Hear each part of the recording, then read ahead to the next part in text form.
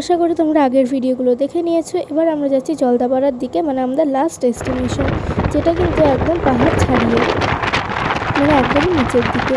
তো এরকম আমরা রাস্তা দিয়ে যেতে যেতে বেশ অনেক কটা জঙ্গলই আমরা পার হয়ে জলদাপাড়ায় গেছিলাম।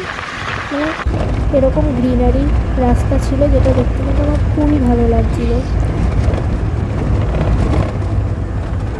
এই জঙ্গলগুলোতেও কিন্তু মাঝে সাঝে হরিণ বা হাতি দেখা যায়। তা আমরা কিন্তু জলদাপাড়ার হলং টুরিস্ট লজেই ছিলাম।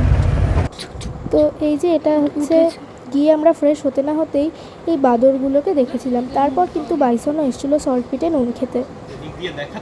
এই ফটোটা আমি বাইনোকুলার দিয়ে তুলেছি। তারপরে লাঞ্চ খাবার পরেই আমরা কিন্তু একটা গন্ডারও এসেছিলো। বিকালের দিকে বেশি পশু পাখি কিন্তু দেখা যায়। তারপর সন্ধে হয়ে এলো, তারপরেও ওরা কিন্তু ছিল, তাও ওদের কয়েকটা আরও ভিডিও আর ফটো আমি তুলে রেখেছিলাম।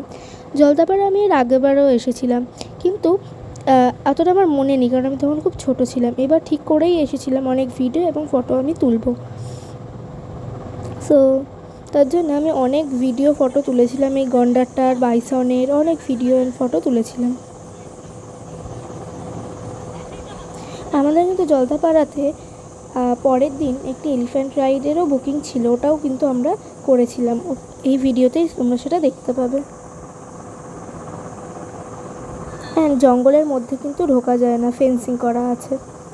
আমি অনেক কটা ফটো এই বাইনোকুলার দিয়ে তুলেছি, যেগুলো অনেক অনেক অনেক ভালো লাগছিল। এই যে তোমরা দেখতেই পাচ্ছ, আমরা হাতির পিঠে দুলতে দুলতে কোর এরিয়া জঙ্গল পার হয়ে যাচ্ছিলাম। এখানে কিন্তু একটা হাতি বন্ধুর সাথেও আমার দেখা হয়ে গেছিলো, খুব কিউট ছিল। হাতি কিন্তু দুলতে দুলতে অনেক ছোট্ট ছোট্ট জঙ্গলের নদীও ক্রস করেছিল, যেটা ভীষণ অ্যাডভেঞ্চারাস ছিল। বাই।